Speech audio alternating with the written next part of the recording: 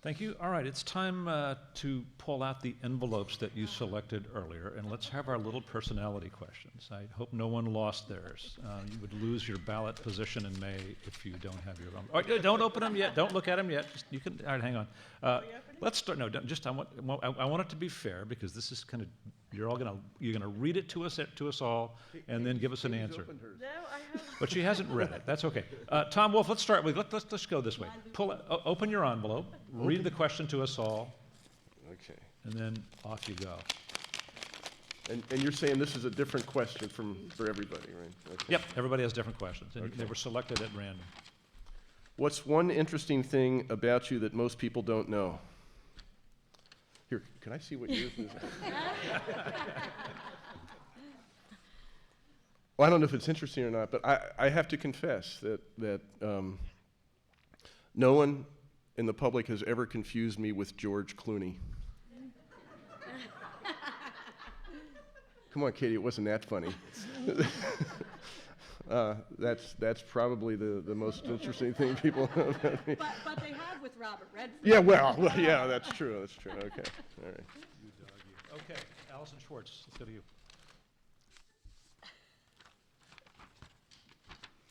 What phrase or quotation do you use as a motto for your life? Okay. And I guess here's what I would say. Because I've thought about this, because other people have actually, not because of seen the question before, but because I've heard other people tell sort of stories. Remember when I was going to high school, and I had a test I had to take, and I didn't do so well at it. And I thought I was actually a decent student, maybe not brilliant, but I thought I was a pretty decent student. So I was pretty devastated. And my mother looked at me and she said, you know what? You're just going to have to defy those expectations and prove them wrong. And I kind of have always done that in my life.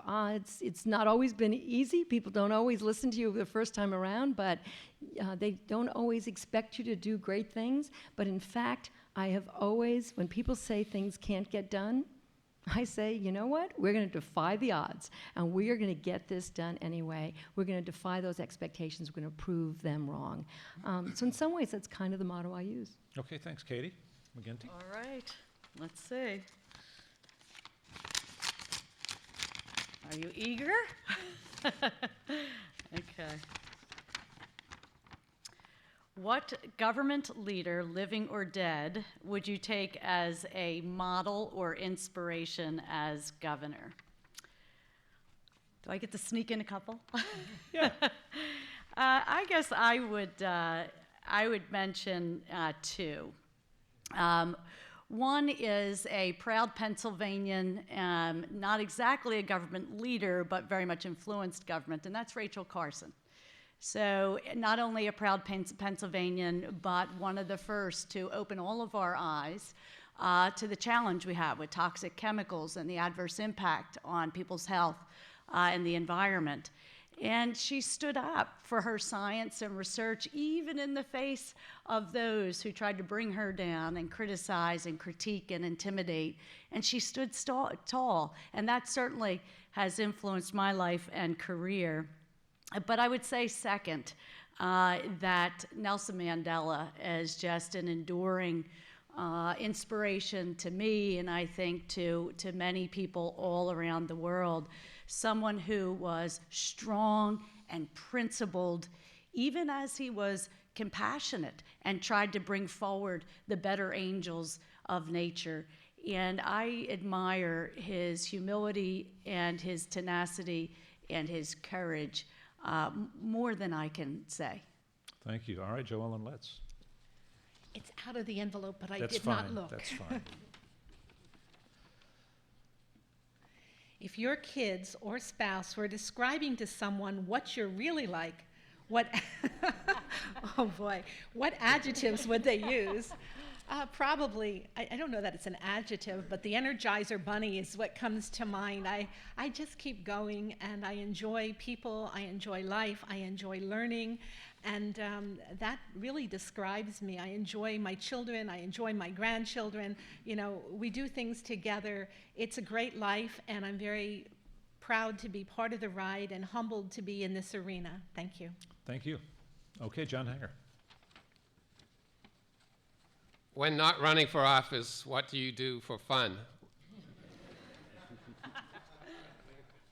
I made sure you got that one, actually. I didn't pick this, actually. He gave it to me. So maybe he did. Lots and lots of things. I will probably lose the election by saying this. I rarely miss watching a Duke University basketball game, and I'm still mourning the loss to Syracuse. It was a tremendous, tremendous basketball game. I watched it at the Marriott here in Philadelphia last Saturday after a day of campaigning, so I made sure I got off the campaign trail for the 6:30 tip-off. I also love reading, and I love going to movies. I recommend Lone Survivor. It's a gut-wrenching movie that reminds us of the tremendous sacrifice made by our men and women in uniform, both active duty and guard units that have been deployed repeatedly since 9/11.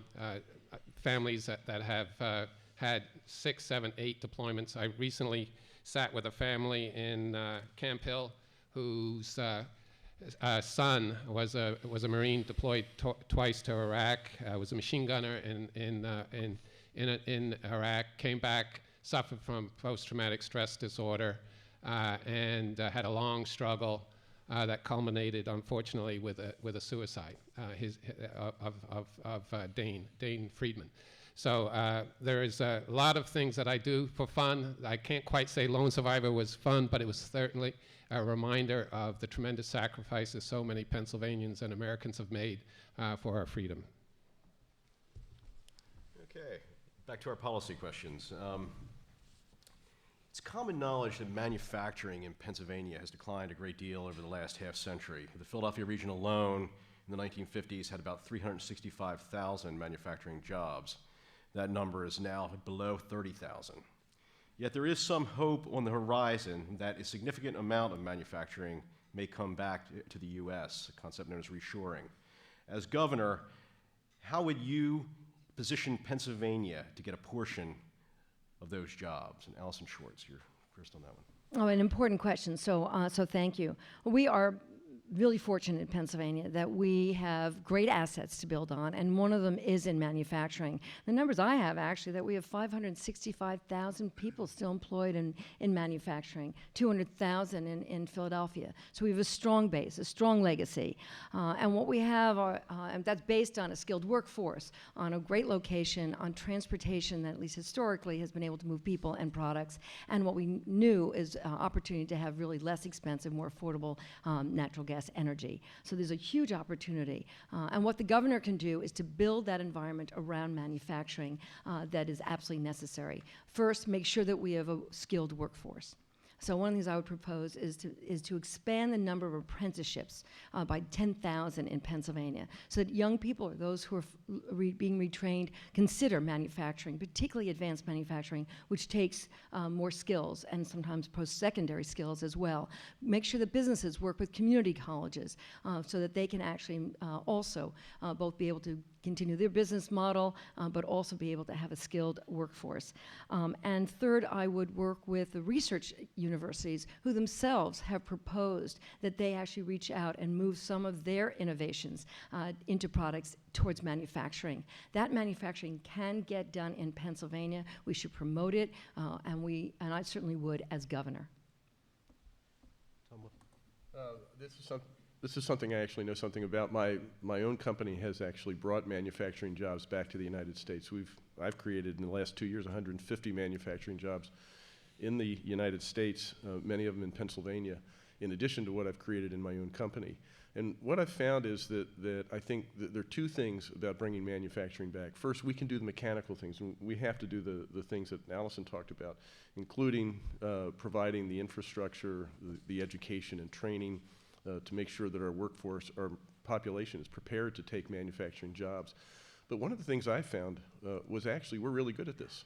And I think we need to recognize that what was conventional wisdom maybe just a few years ago, that we had to go to low labor rate countries to manufacture stuff. We had to manufacture stuff in countries that had a casual regard for regulations. That we had to go to countries that actually were manipulating their currencies so they could be cheaper than us in manufacturing stuff. What we've found is that actually, even in spite of those things, we're better than they are. Our workers are more productive. We're closer to the market right here in the United States, and we can actually do this. And so I think the main part of manufacturing reshoring, in addition to the things government can do at the margins to incentivize companies to come back, what they're doing fundamentally in terms of education and training to actually make this place more attractive for manufacturing, is just recognize that we can do this, that we are really good at manufacturing, and we can make stuff anywhere, better here than anywhere else in the world. John Hanger. I think it's very important to understand what tools a governor can bring to bear on spurring manufacturing. Certainly, supporting higher education, making sure that there's a skilled workforce. That's why I have a college affordability plan that would allow all Pennsylvanians to go to 2 years of community college and pay for it once they become workers by paying 1% to 2% of their earnings back into the fund that paid for their community college tuition. It's also very important to look at your cabinet, make sure you have the right people and the right programs, and you have to be willing to engage in bond financing. One of the reasons this governor has a terrible jobs record is that he's become opposed to using bond financing in appropriate amounts. I'm not opposed to doing that. Money right now is cheap, and it can be an absolutely necessary lubricant to job creation. Energy affordability is key. When I was commissioner of the Public Utility Commission, we had electric rates that were amongst the 10 highest in the country right here in this area, also in Pittsburgh. And I had a 14-year rate cap. We've turned these high energy rates, electric rates, into some of the better ones in the country in some cases. So there's a lot of things that a governor can do, but you've got to stay focused on job creation through right officials in the cabinet, bond financing where necessary, and the skilled workforce, and taking advantage of our electric rates and energy affordability. Joan Litz. Thank you, sir. I think that it's very important. Again, I speak from my position as a county commissioner. We receive funding from the federal government for what is called LEOs, local elected officials, and it is a regional conduit to funnel the money into training for employees.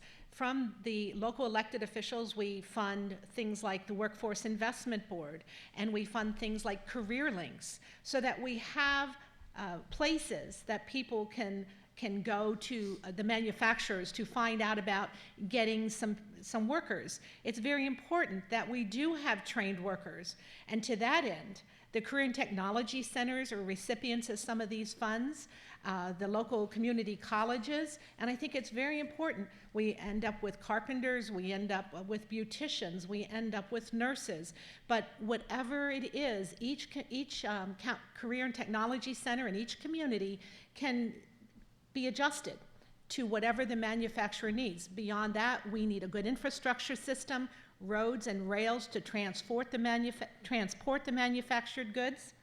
And we also need to have business parks that are shovel-ready. In Lebanon County, we have so many shovel-ready business parks set up by our Economic Development Corporation, and we're just so proud of that. So as this economy turns around, we're going to be on top of it and ready for those manufacturers to come to Lebanon County. I want to make that statewide. Katie McGinney. Thanks so much. Manufacturing is critically important for at least two reasons. One is, as we work to restore the middle class in this state that has fallen so far behind under Tom Corbett's leadership, the kind of good-paying jobs that manufacturing represents is critical. But coming back to one of the earlier questions, it's also critical because manufacturing today will be a different story than the smokestack, dirty image that we have in our head. This is clean, high-tech manufacturing. That also means that it should be Pennsylvania's opportunity particularly to grab. Why? Manufacturing is going to depend on things like information technology and robotics. Our universities are the leading universities in the country in that cutting-edge science and technology. Now, here's a key thing. Everyone, including Tom Corbett, is going to pay obeisance to manufacturing. But let's look at Corbett's record, and in particular, a tragedy that unfolded just last week. When I was secretary, I said we will become a clean energy state, and at the end of my tenure, we were #1 in the country in the manufacture of technology for wind energy, and we were #2 in the country in solar energy. Tom Corbett, far from fighting for those manufacturing jobs, stood up against federal tax incentives for renewable energy, 1, and 2, stood up against bipartisan legislation that would have expanded the market for renewables in Pennsylvania.